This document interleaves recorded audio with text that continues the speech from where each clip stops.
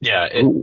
a lot of it for me like boils down to almost like the lack of adoption of OKR frameworks, right? Whether you ascribe to the objectives and key results, sort of goal setting models, or whatever other goal, framework you subscribe to is up to the organization. But I think a lot of that is an exercise in futility, and people very rarely have it trickle all the way through to the execution teams. And that shouldn't be the case. Like, tools like Gong, for example, even Fathom, right? Every single time there's keywords mentioned that are related to a part of your go-to-market strategy that the content team is supporting, they should be aware of how many times it's being mentioned on the calls. Is it coming up or not? Right? And if it's not, what are the other trends that we're seeing? We've reached a new layer of capability and understanding, and we have all the tools in place today to be able to do this stuff. Now with AI, it accelerates our ability to go, oh, okay, I can now ingest a whole bunch of information from the CRM and these call notes and all of the call recordings to help amplify and fuel my content strategy and start writing and solving for the problems that these folks are literally talking to us about right now. Right. Hmm. And like historically, like that was kind of possible. But rarely it was like so hard to do. It was rarely like even thought of as a thing that they should even like. I don't know any content team that ever said, I'm going to go listen to some calls today, like to see what people are talking about. I do know product marketers that did that, right?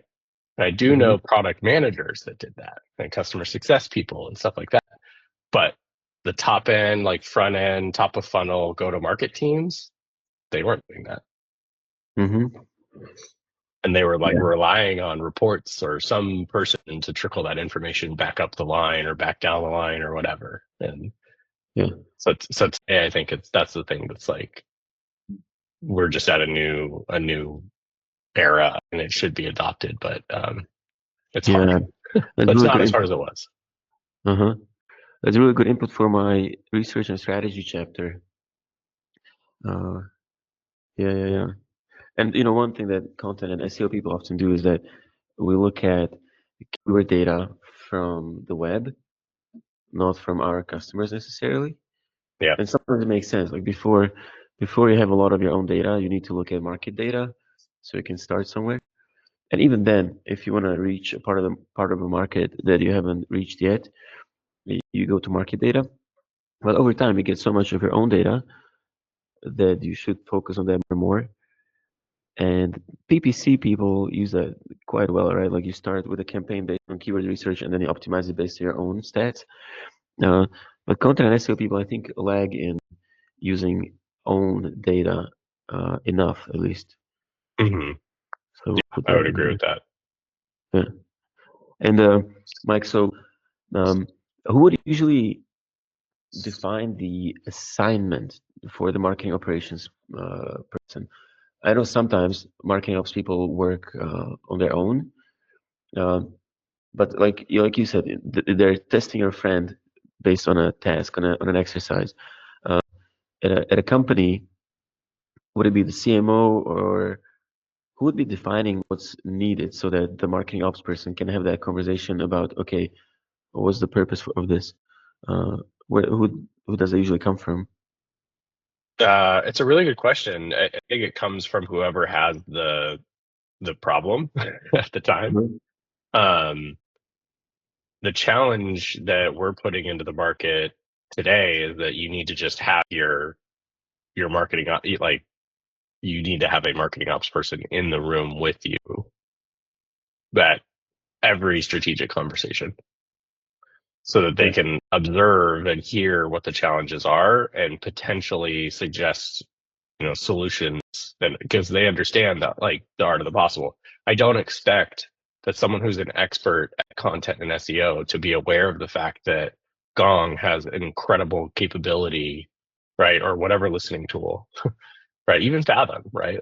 Oh yeah, I guess you could hook up Fathom to a Zap to then query a API call for ChatGPT and give it a very specific set of parameters to pull out specific insights for this thing, and then feed that back to me in a spreadsheet, right?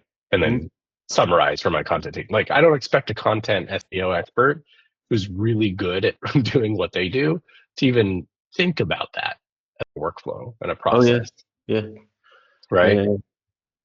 yeah. And somebody who, ideally you want someone in the room to hear a content person going, I really wish I could know what our customers are saying. And then the Mm-hmm. marketing ops person in the room goes, I can help with that. Mm-hmm. Right. Mm-hmm. You need to get them in the room together or on the call together first. Yeah. 'Cause, yeah, that's a big issue. Content people will often not even have an idea about what they could get. Uh, that's interesting. I'm thinking about how. Maybe that's my final question. If you have, do you have a few more minutes? If not, I it's okay. might, let me see. Sorry. Just looking at my calendar. I do. Yeah, I could go another 5 minutes. Okay, that's all we need. Thank you very much. So marketing ops is very process oriented, and now if you want to do content in a way that scales, you also have to be process oriented. But marketing ops is still going to be more process oriented. So I think a lot about how doable it is for marketing ops people to step into the processes of the content managers and say, hey, I can improve this for you. Uh, just let me work on this for a week. Uh, have you seen that happen much?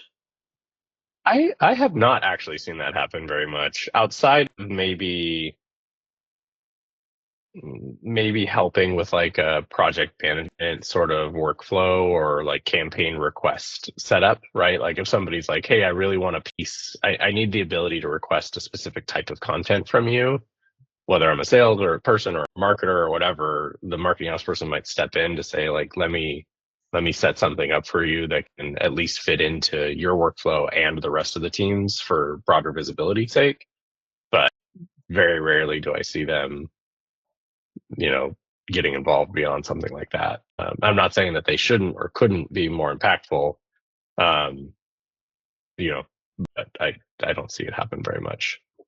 Yeah, I'll try and encourage people to start. um, well, okay, so we didn't need 5 more minutes. Uh, I'll leave it at that. That was very, very good input, Mike, for at least two of my chapters. So I'll use the transcriptions. I'm not Cool, really, man. I'm not really editing the interview videos into my course videos because I think that'll be a bit much. But I'm doing quotes and co-promotion, and uh, and I'm sending the interview videos to Nadia, who will be slicing them up and Nice. use them for course promotion as well. Nice, dude. I'm excited. I'm really excited for all of this, and I appreciate your hard work on it, and you know, want to say Me thanks too. again. Oh, thank you for the opportunity. I'm really, really enjoying myself. It's taking me a lot of time, but it's the deep focus time, so it's rewarding. I've really did my time management lately, beginning of the year, and so I'm doing days where I'm only doing course, and I'm not even responding to anyone else. Uh, I've simplified my work portfolio. I only have one other client project, and then I'm doing some personal stuff, some long-term things. But so yeah, I've been able to do just deep focus days, and it's rewarding, just like the books say. Nice, yeah, yeah, yeah. I know how that is. I set aside a few blocks every couple weeks to just like finally go deep, focus on something, and um, yeah, it really makes a difference. So I'm glad you're getting some fulfillment out of this too. I Yeah, yeah, appreciate it. yeah, yeah. Okay. Well, thank you, Mike. Thanks for staying Cool. longer too. Yeah, Talk of course, man. Talk soon. Bye.